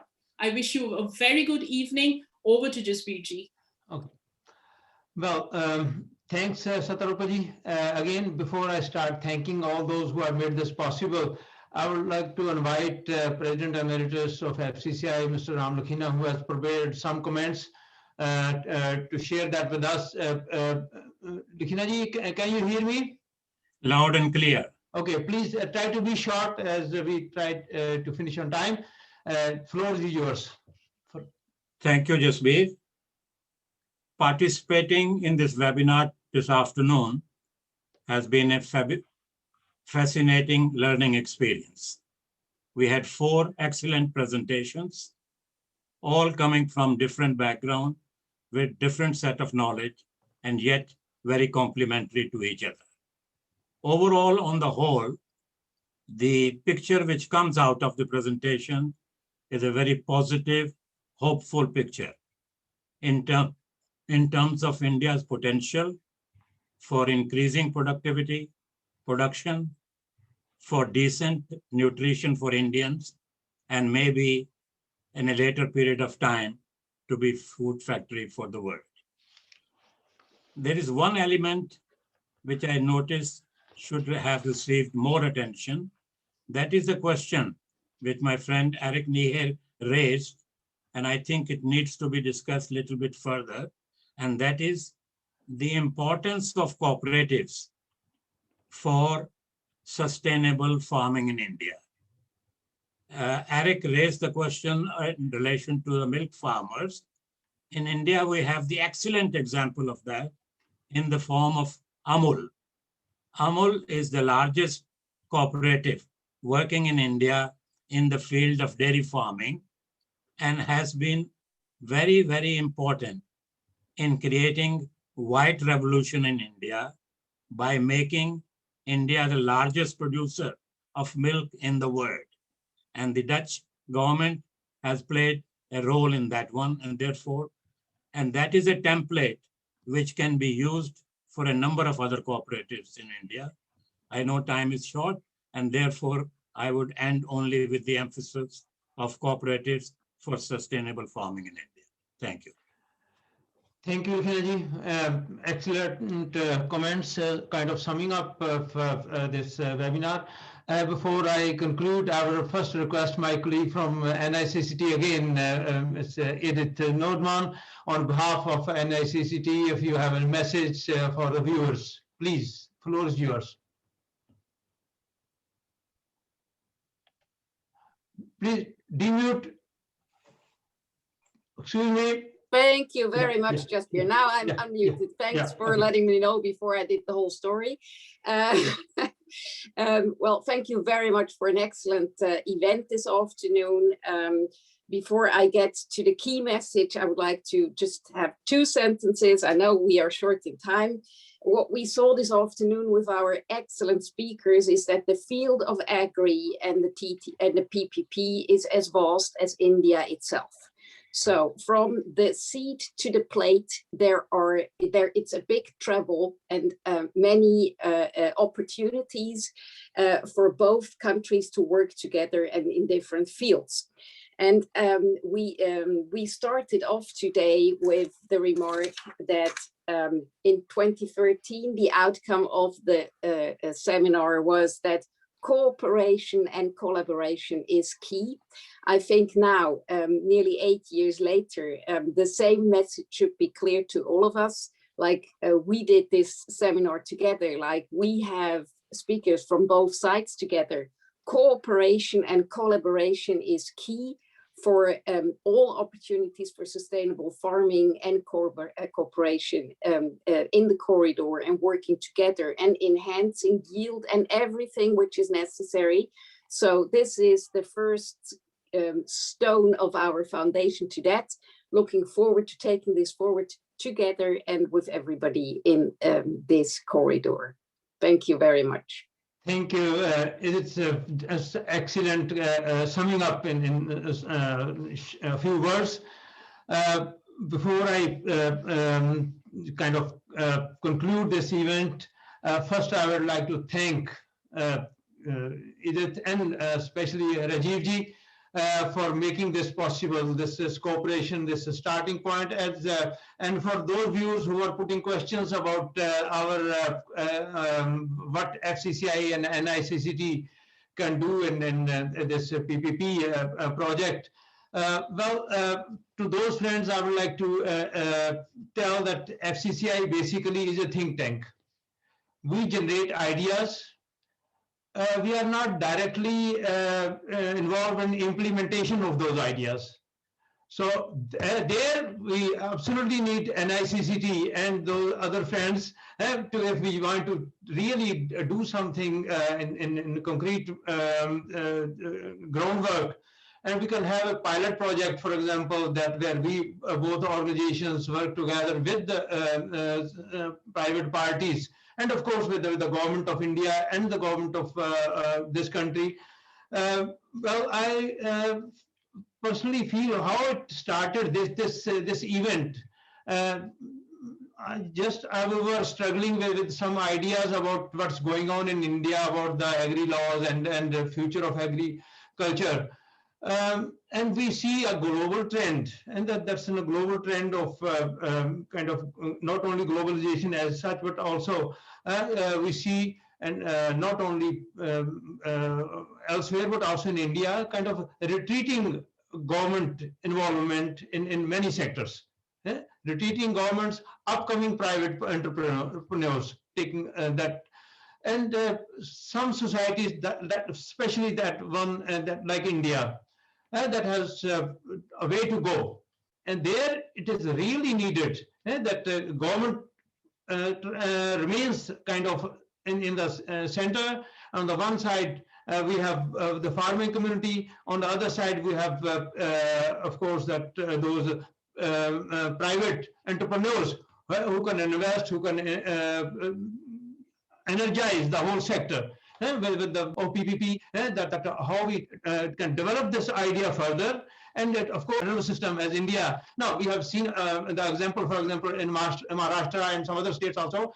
And as Mr. Sandhu rightly said, okay, we have to exactly that we have this is a huge country, India. and one size doesn't fit all. So from state-wise, if we see, okay, what is possible, and there was my friend from the MSc that he also mentioned about Mr. Erkel, he mentioned about the stubble burning, for example. And that's happening in the states of Punjab and Haryana and creating a lot of trouble in Delhi. While that can be, for example, win-win situation if that stubble is turned into kind of energy or manure, and that same applies to what Mr. Sandhu so explicitly mentioned about the wastage in food, how to use that as composite. So there are certain areas where Dutch as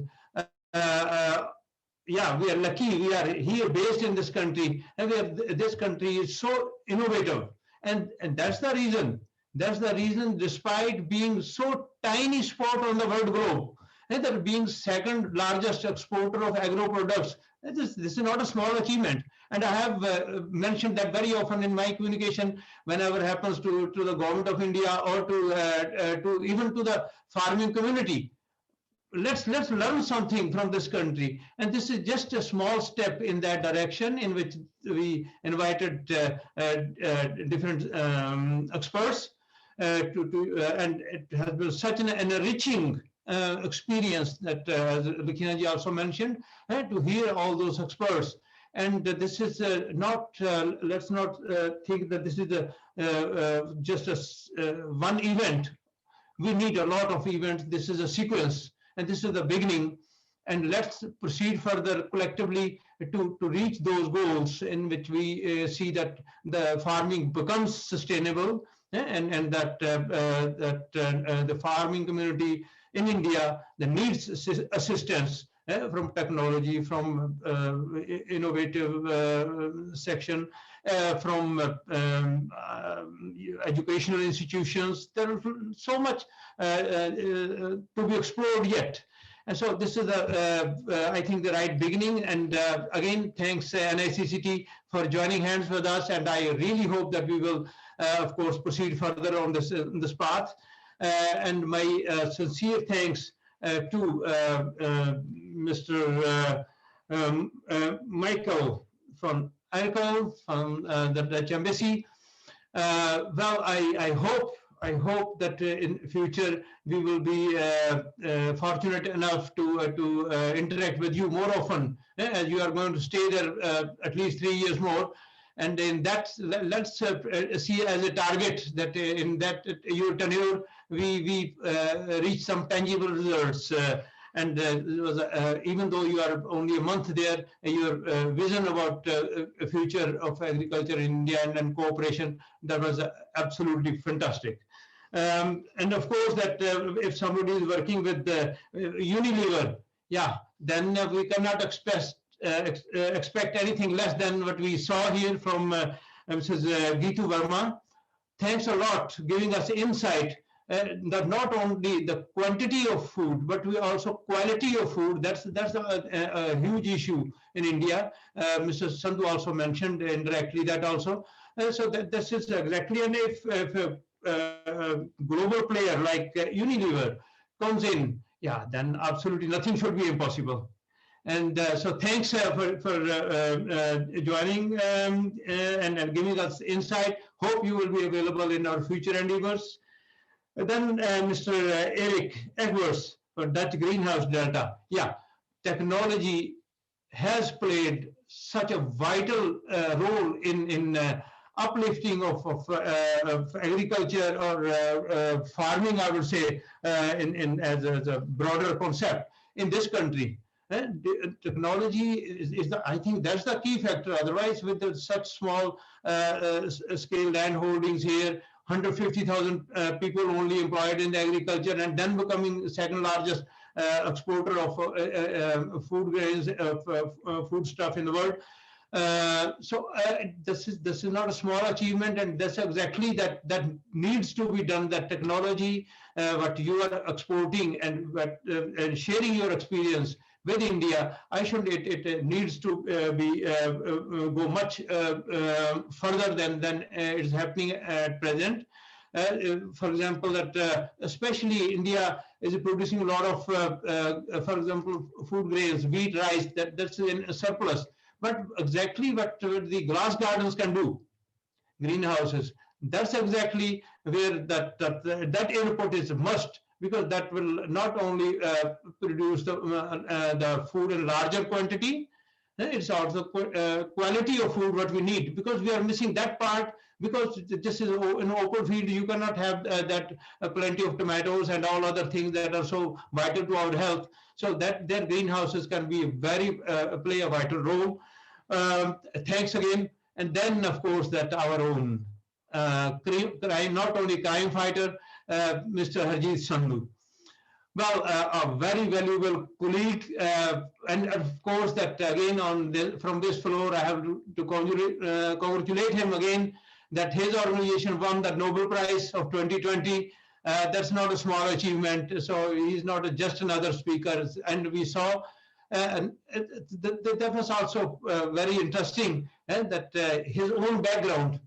Well, for example, my own background is also agriculture, but I know not even 1% of what he knows about that. So it was just so wonderful to hear him giving all those figures, data, and also stepping out the kind of way forward. Thanks a lot. Proud of having colleagues of his caliber among our team. Well. Thanks again also to those who, my colleagues who made this possible, this event. Of course, an excellent moderator, Mr. Satarupa Bosroy. I don't think that anyone can use any other word than just excellent. It can't be better. Thanks a lot. We have not only Satarupa ji, we are very lucky to have very talented ladies among our team. For example, our Secretary General, Dr. Yamini Singh, she is coordinating everything, and not only administrative part, but also intellectually, and then also raising some very, very crucial questions when she sees that we are missing something. Proud of her being a colleague, and then of course the main person every time I have to mention that we can't almost as FCCI we can't even move forward without the work being done by our Vice President, Dr. Pramod Agrawal. He's just such a source of energy for the organization. And of course, he was also on one hand, it was Mr. Rajiv Mehra. On our side, again, our Vice President. It was, I think, the perfect collaboration, as Ms. Norman said, between the two organizations. Hope both of you will keep doing that, and that will lead to best possible results. I would also like to thank Mr. Ramlhina for his comments, well prepared. Thanks to our PR team. That's Mr. Rajkumar and Ms. Suman Kornhoff, that they have done their best to reach out to thousands and thousands of people. Not everybody can join, but at least that's also a part of this, that people should be aware what's going on. And that is not possible without such a dedicated PR team. And of course, that was on the NICCT platform. There were also people from the PR section busy with that. Thanks to everybody who contributed to that. Then we have our reporter of this event, Mr. Anil Kumar Ravulakulu, who is noting down each and everything what is being said and written. In the final report, as I hope he will include all the comments and also those questions and what we have discussed.